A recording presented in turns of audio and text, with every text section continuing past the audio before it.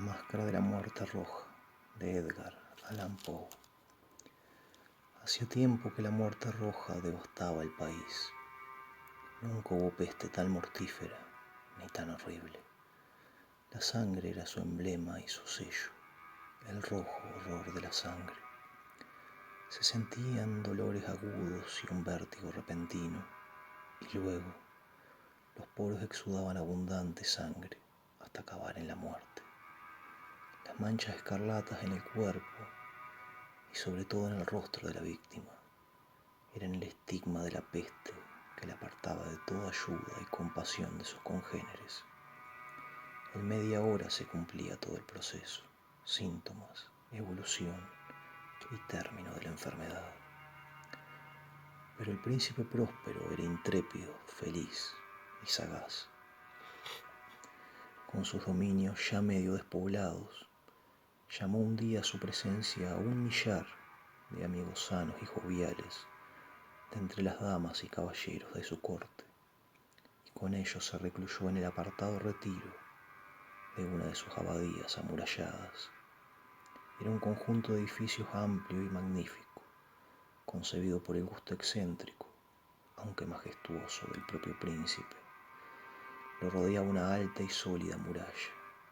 La muralla tenía portones de hierro.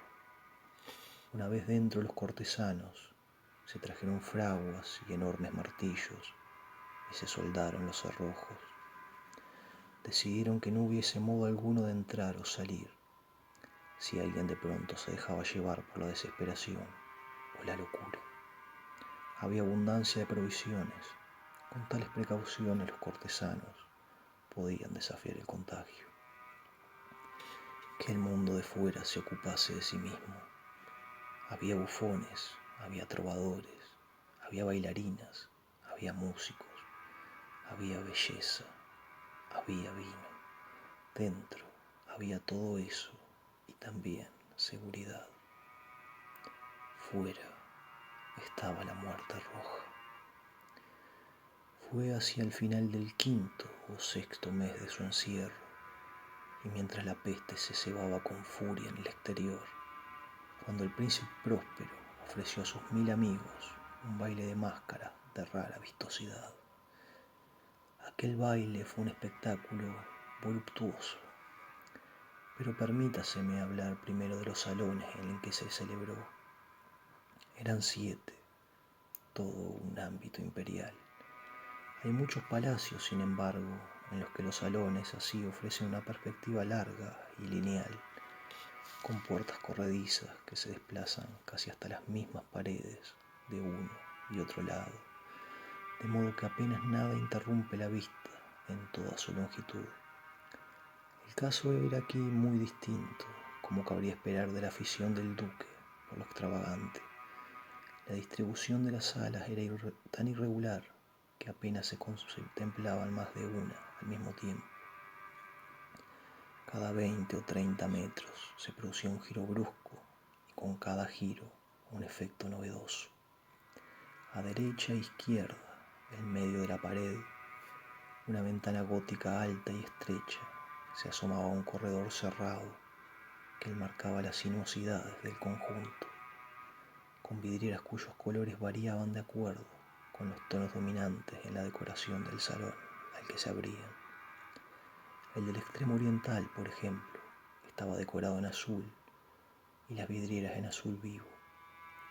La ornamentación y los tapices del segundo eran de color púrpura, y purpúreos eran allí los cristales.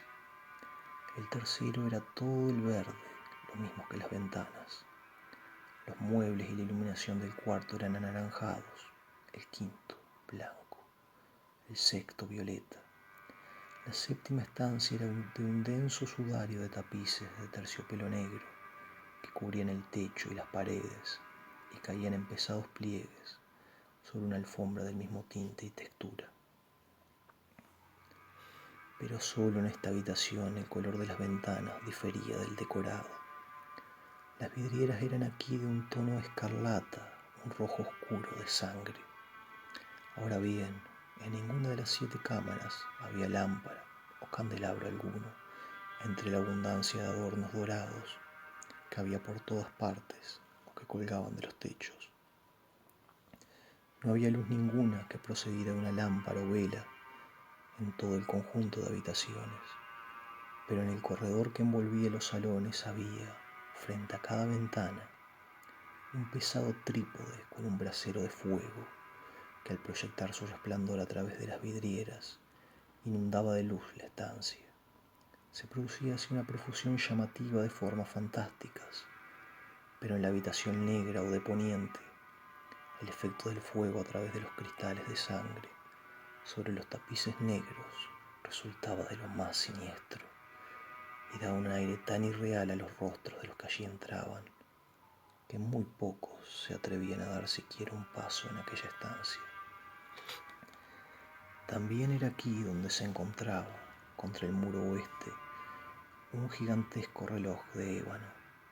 El péndulo oscilaba con un sonido grave, monótono y apagado, y cuando el minutero había recorrido toda la esfera y llegaba el momento de marcar la hora, de sus pulmones metálicos surgía un sonido limpio, potente, profundo y muy musical, pero de nota y énfasis tan peculiares que a cada hora los músicos se veían obligados a detenerse un momento para escucharlo, lo que obligaba a su vez a quienes bailaban a interrumpir el vals, y se producía un breve desconcierto en la alegría de todos, y mientras sonaba el carillón se veían como los más frívolos palidecían y los más sosegados por los años se pasaban la mano por la frente, como perdidos en ensueños o en meditación.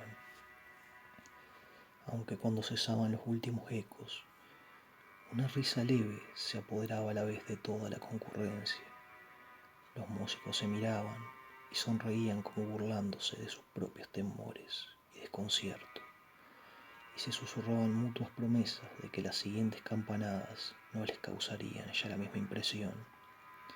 Pero luego, al cabo de 60 minutos, de nuevo sonaba el carillón y volvía a repetirse la misma meditación y el mismo desconcierto y nerviosismo de antes. Pero a pesar de todo, era una fiesta alegre y magnífica. Los gustos del duque eran peculiares. Tenía un buen ojo para los colores y los efectos. Desdeñaba las convenciones de la moda. Sus planes eran atrevidos y apasionados, y un viso de barbarie iluminaba sus proyectos. Algunos le habrían tenido por loco. Sus seguidores no lo creían así, pero era necesario oírle y verle y tocarle para estar seguro. Con ocasión de esta magna fiesta, había supervisado personalmente casi toda la decoración de los 7 salones y había sido su propio gusto el que había inspirado los disfraces. No os quepa duda de que eran extravagantes. Abundaba la ostentación y el brillo, lo ilusorio y lo picante, mucho de lo que después se ha visto en Hernani. Habían figuras arabescas, con miembros y atuendos grotescos. Había fantasías delirantes como solo los locos imaginan. Había mucha belleza, mucha voluptuosidad, mucho de estrafalario, algo de terrible, y no poco de lo que podría haber ofendido. De hecho, por las 7 estancias se paseaba majestuosamente una muchedumbre de sueños, y estos se revolvían por las habitaciones, tiñéndose del color de cada una, y haciendo que la música desenfrenada de la orquesta pareciera el eco de sus pasos.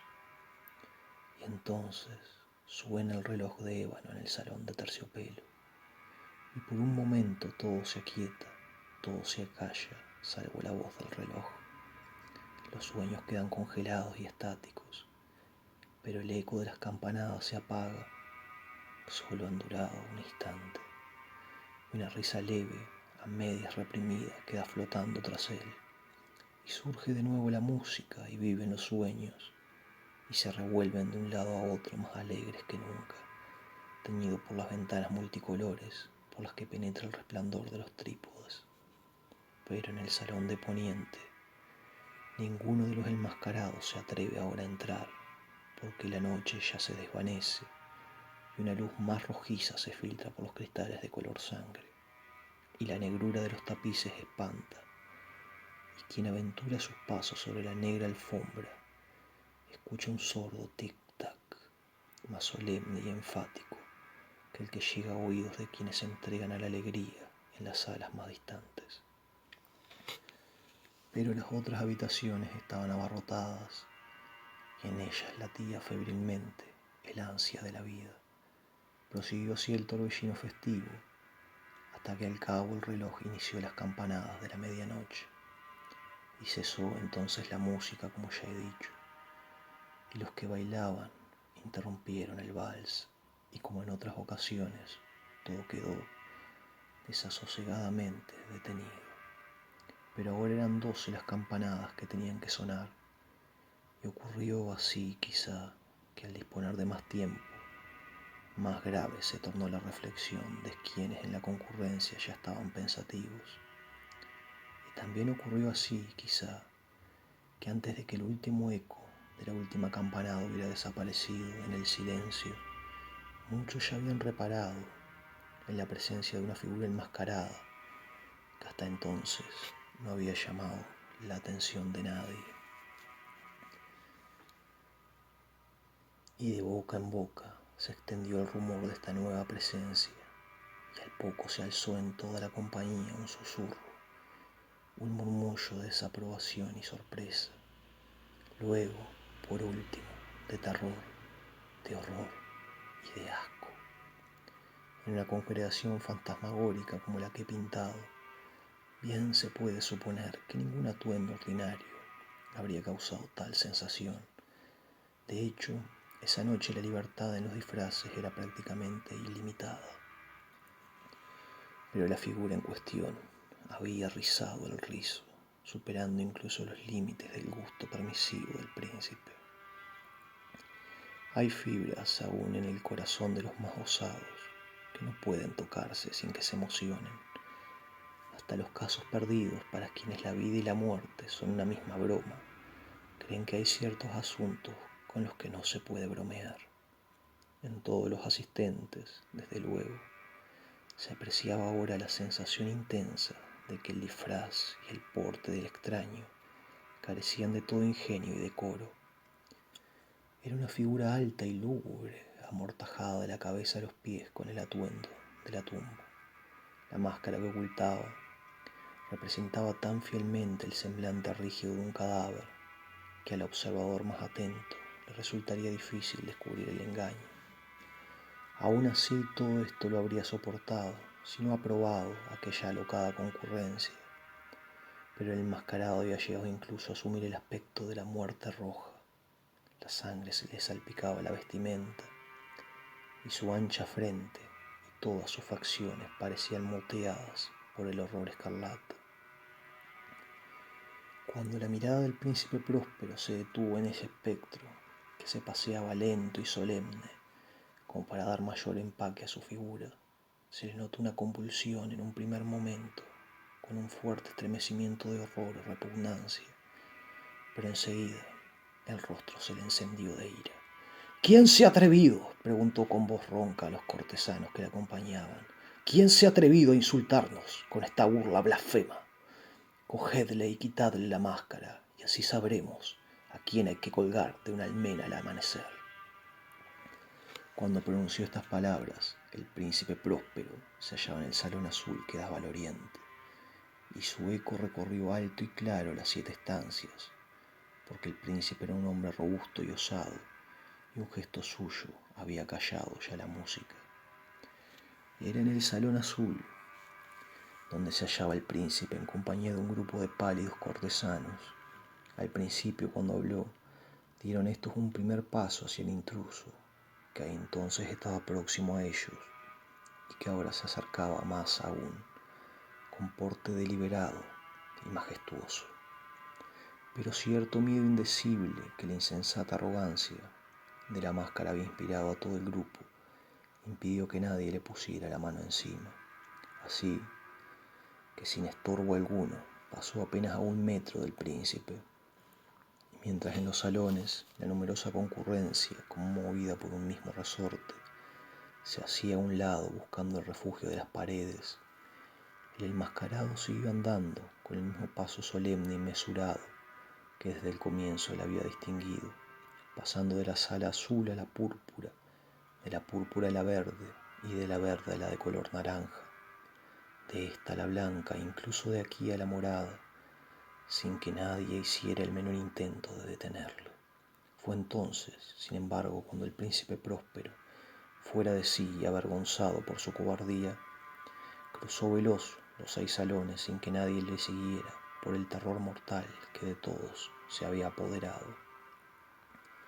Blandía una daga desenvainada y se acercó impetuoso y rápido a muy poca distancia de la figura que seguía su camino. Cuando ésta, que ya había llegado al salón de terciopelo, giró de pronto y le hizo frente. Hubo un grito agudo y la daga reluciente cayó en la alfombra negra, sobre la que al instante caía postrado por la muerte el príncipe Próspero. Después, llevado por el valor enloquecido de la desesperación, un amplio grupo entró en avalancha en el salón negro, en el que la alta figura seguía inmóvil y erguida bajo la sombra del reloj de ébano. Pero al ponerle la mano encima al enmascarado, un horror innombrable les cortó el aliento y descubrieron que la mortaja y la máscara cadavérica, que habían tratado con violenta rudeza, no estaban habitadas por ninguna forma tangible. Y reconocieron la presencia de la muerte roja. Había venido como un ladrón en la noche, y uno a uno fueron cayendo los presentes en los salones antefestivos, ahora bañados en sangre. Cada uno hallaba la muerte en la desesperada postura en que caía, y la vida del reloj de ébano se apagó con la del último cortesano, y las llamas de los trípodes se extinguieron, y de todo se adueñó la tiniebla, la corrupción y la muerte roja.